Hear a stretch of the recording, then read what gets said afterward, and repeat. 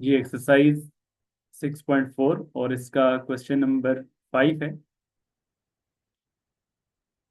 An oil tanker is leaking oil at the rate given in barrels per hour.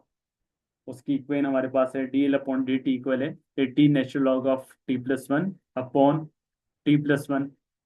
और इसके हवाले से आपने बताना है कि जो लीकिंग ऑयल टैंकर से ऑयल लीक हो रहा है उसकी इक्वेशन क्या आएगी।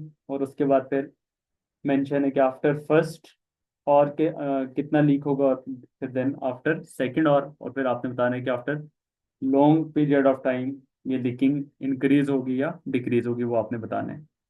तो सबसे पहले जो इसमें क्वांटिटी है, ठीक है, वो बैरल्स पर और में, बैरल्स पर और मीन टाइम आपके पास ऑर्स में आ रहे हैं। तो सबसे पहले आप इसको सेपरेबल बना लेंगे।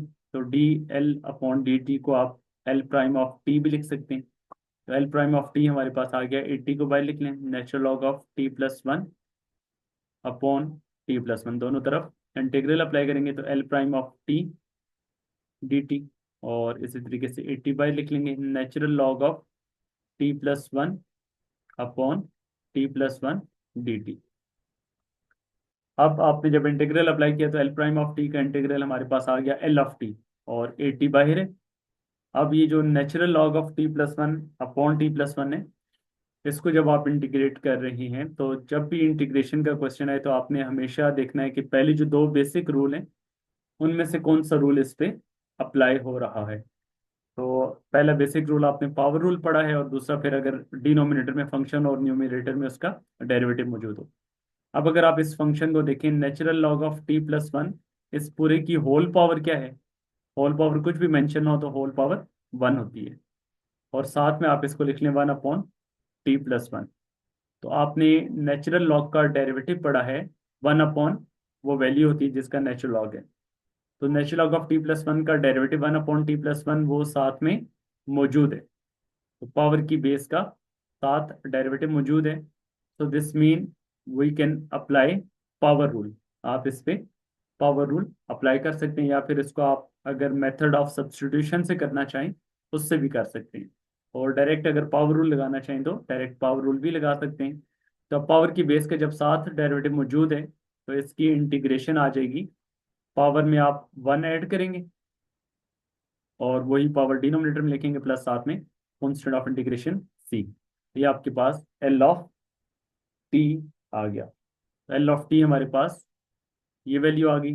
80 और 2 की कटिंग कर लें तो ये बन जाएगा 40 into natural log of T plus one और इसका होल स्केयर। तो ये आपके पास उस ऑयल टैंकर की ऑयल लीक करने की जो इक्वेशन है वो हमारे पास आ गई है, प्लस कॉन्स्टेंट ऑफ इंटीग्रेशन सी।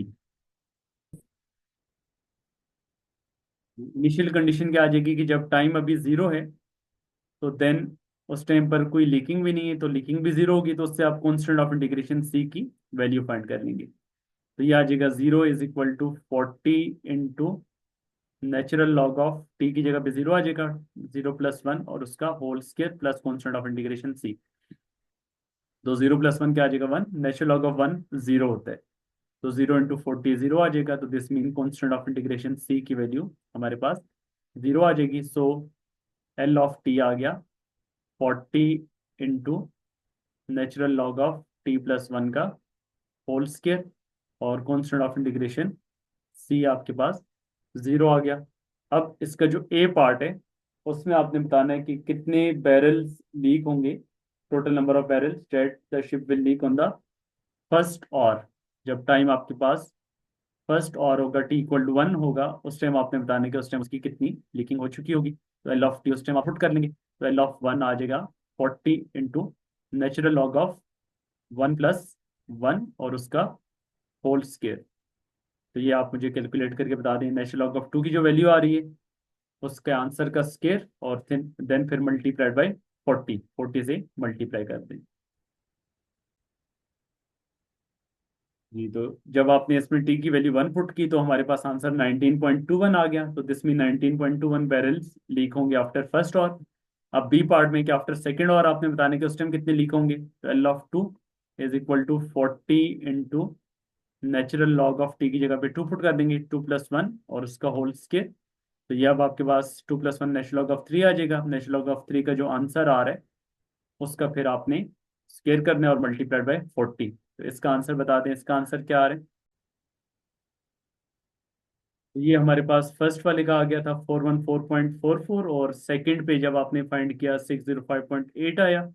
और टोटल 48 आवर्स में से फर्स्ट 24 आवर्स का आपने माइनस कर लिया। तो 605.8 माइनस 414.44 जब सेपरेट किया तो आंसर आ गया 191.6 बैरल्स। तो this mean with the passage of time oil leaking decrease हो रही है।